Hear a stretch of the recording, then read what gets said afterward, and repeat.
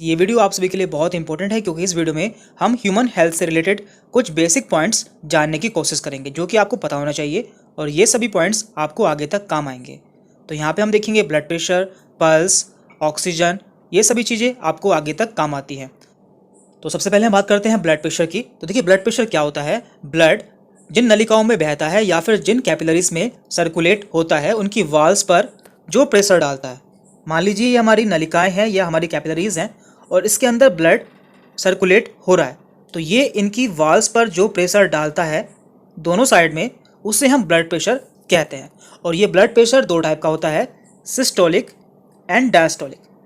तो यहाँ पर सिस्टोलिक ब्लड प्रेशर हमारा ऊपर का ब्लड प्रेशर होता है, जबकि डायस्टोलिक ब्लड प्रेशर हमारा नीचे का ब्लड प्रेशर होता है। तो हम यहाँ पे जानेंगे कि ब्लड प्रेशर नॉर्मल कितना होता है और हम कब मानेंगे कि हमारा ब्लड प्रेशर बढ़ चुका है। तो देखिए यदि किसी का ब्लड प्रेशर ऊपर का 120 होता है, यानी कि उसका सिस्टोलिक ब्लड प्रेशर 120 होता है और उसका डायस्टोलिक ब्लड प्रेशर 80 होता है, तो इसे हम नॉर्मल ब्लड प्रेशर मानते हैं, यानी कि वह व्यक्ति बिल्कुल स्वस्थ है। और इसके अलावा यदि किसी का ब्लड प्रेशर 130 हो जाता है ऊपर का और नीचे का 85 हो जाता है, तो ये ब्लड प्रेशर भी नॉर्मल माना जाता है, यानी कि उसका ब्लड प्रेशर अभी कंट्रोल में है।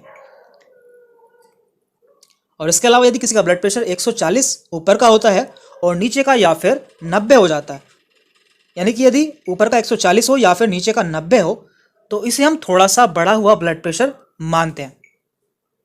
एंड लास्ट में यदि किसी का ब्लड प्रेशर ऊपर का 150 हो जाता है और नीचे का 95 हो जाता है, तो इसे हम वेरी हाई ब्लड प्रेशर मानते हैं, यानी कि उसका ब्लड प्रेशर बहुत ज़्यादा बढ़ चुका है। और ऐसी कंडीशन में हमें तुरंत डॉक्टर के पास में जाना चाहिए क्योंकि ये इमरजेंसी कंडीशन होती है। अब बात करते हैं ऑक्सीजन लेवल की। तो देखिए जो भी हम सांस लेते हैं उसमें कई सारी गैसेस के साथ में हमारे अंदर ऑक्सीजन भी जाती है जो कि हमारे लंग्स के एल्वियोलाई पर जाकर हमारी टिश्यू से एक्सचेंज होती है और हमारे ब्लड के थ्रू पूरी बॉडी में सर्कुलेट हो जाती है। तो इसका लेवल कितना होता है ये भी आपको पता होना चाहिए। तो हम देख लेते हैं। तो देखिए ऑक्सीजन लेवल को हम ऑक्सीमीटर से मापते हैं, ये भी आपको पता होना चाहिए। और यदि किसी का ऑक्सीजन लेवल 94 है या 94 से ज़्यादा है, तो वो व्यक्ति बिल्कुल सामान्य है, यानी कि उसका ऑक्सीजन लेवल बिल्कुल नॉर्मल है। और यदि किसी का ऑक्सीजन लेवल 95 से 100 के बीच में आता है, तो उसका ऑक्सीजन लेवल काफ़ी अच्छा है। अब बात करते हैं कि हम इसे कम कब मानेंगे। यदि किसी का ऑक्सीजन लेवल 90 से 93 के बीच में आता है, तो उसका ऑक्सीजन लेवल जरा सा कम है, यानी कि उसका ऑक्सीजन लेवल थोड़ा सा कम हो गया है और इसे आप एक्सरसाइज द्वारा सही कर सकते हैं। लेकिन यदि किसी का ऑक्सीजन लेवल 80 से 89 हो गया है या इससे भी कम हो गया है, तो ऐसे में उसका ऑक्सीजन लेवल बहुत कम हो चुका है और ऐसी कंडीशन में आपको डॉक्टर की सलाह पर एडमिट हो जाना चाहिए। अब बात करते हैं हम पल्स रेट की। तो देखिए ये भी किसी हेल्थी पर्सन की हेल्थ को मेज़र करने के लिए बहुत ही अच्छा क्राइटेरिया है। हम जानेंगे कि किसी नॉर्मल पेशेंट का या व्यक्ति का पल्स रेट कितना होता है। तो देखिए ये होता क्या है, हमारा दिल या हमारा हार्ट 1 मिनट में जितनी बार बीट होता है या धड़कता है उसे हम पल्स रेट कहते हैं। नॉर्मली ये 72 से 75 टाइम्स बीट करता है। तो देख लेते हैं।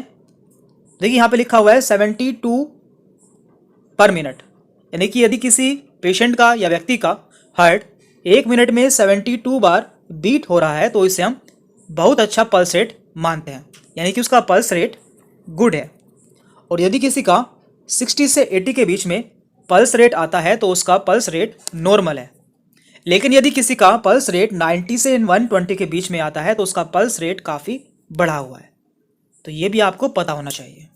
अब बात करते हैं हम शरीर का तापमान, यानी कि बॉडी टेम्परेचर। ये जानना भी आपके लिए बहुत इंपॉर्टेंट है कि हमारे शरीर का टेम्परेचर कितना होता है। तो देखिए इसे हम थर्मामीटर से चेक करते हैं और यदि किसी का बॉडी टेम्परेचर 92 से 98.6 के बीच में आता है, तो उसे बुखार नहीं है, यानी कि उसका नॉर्मल बॉडी टेम्परेचर है। और यदि किसी का टेम्परेचर आपको 99 मिलता है, तो उसे हल्का सा बुखार है।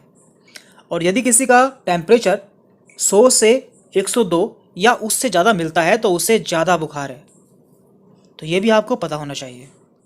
अब बात करते हैं हम HRCT या फिर चेस्ट सीटी स्कैन की। ये आजकल बहुत कॉमन है और इसमें हम किसी भी बॉडी पार्ट को या किसी भी बॉडी ऑर्गन का डिटेल में एनालिसिस कर सकते हैं। तो यहाँ पे कुछ स्कोर दिए जाते हैं, जैसे कि 0 से 8, 9 से 18, 19 से 25। तो पहले हम इसे समझ लेते हैं कि ये होता क्या है। देखिए यहाँ पे हमने लंग्स का डायग्राम लिया है इसे समझने के लिए। तो देखिए लंग्स में दो साइड होती है, यानी कि दो लंग्स होते हैं, राइट एंड लेफ्ट। तो आप जानते हैं कि राइट साइड में हमारे लंग्स में 3 लोब होते हैं, सुपीरियर, मिडल एंड इन्फीरियर। जबकि लेफ्ट साइड में हमारे लंग्स में केवल 2 लोब होते हैं, सुपीरियर एंड इन्फीरियर। तो देखिए यहाँ पे हम इन्हें कुछ नंबर्स देते हैं, यानी कि सीटी स्कोर देते हैं। तो यहाँ पे हम हर लोब को 5 सीटी स्कोर देते हैं। मान लीजिए यहाँ पे हमने 5 दिया है इस लोब को, इसे भी 5 दिया है, इसे भी 5 दिया है, इसे भी 5 दिया है और इसे भी 5 दिया है। तो कुल मिलाकर हमारा स्कोर बनता है 25।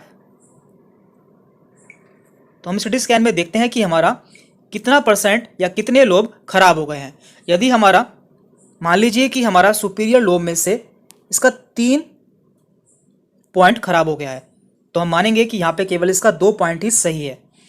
और मान लीजिए कि यहाँ से हमारा 1 पॉइंट खराब हो गया है, तो यहाँ पे हमारा केवल 4 पॉइंट ही सही है। तो इस तरह से हमारा स्कोर बैठेगा, यहाँ का 5, यहाँ का 5 एंड यहाँ का 5, 15, 15 और 4 19, 19 एंड 2 21, यानी कि हमारा 25 में से 21 स्कोर आएगा। इस तरह से हम सिटी स्कोर में देखते हैं कि हमारा लंग कितना डैमेज है या उसमें कितना इन्फेक्शन हो चुका है। तो आप इसे समझ गए होंगे। तो वापस से आते हैं अपनी स्लाइड पर। तो देखिए यहाँ पे दिया हुआ है, यदि किसी का HRCT यानी कि high resolution computer tomography score 0 से 8 के बीच में आता है, तो उसे माइल्ड इन्फेक्शन है, यानी कि उसे हल्का इन्फेक्शन है या उसे अभी इन्फेक्शन की शुरुआत हुई है। और यदि किसी का HRCT स्कोर 9 से 18 के बीच में आया है, तो उसे मॉडरेट इन्फेक्शन है। और यदि किसी का HRCT स्कोर 19 से 25 के बीच में आया है, तो उसे सीवियर इन्फेक्शन है, यानी कि उसे काफ़ी गंभीर इन्फेक्शन हो चुका है। तो इससे आप जान सकते हैं कि किसी को कितना इन्फेक्शन हुआ है उसके लंग्स में। और साथ में आपको यह भी जानना जरूरी है कि माइल्ड इन्फेक्शन में जो कंडीशन है या इन्फेक्शन है वो नॉर्मल दवाई से ठीक हो सकता है, लेकिन सीवियर इन्फेक्शन में ऑक्सीजन एंड वेंटिलेटर की ज़रूरत होती है। तो आज की वीडियो में हमने कुछ ऐसे बेसिक पॉइंट देखे हैं जो कि आपको पता होने चाहिए, क्योंकि आपको ये सभी पॉइंट आगे चलकर काफ़ी ज़्यादा काम आएंगे। तो इस वीडियो में इतना ही था।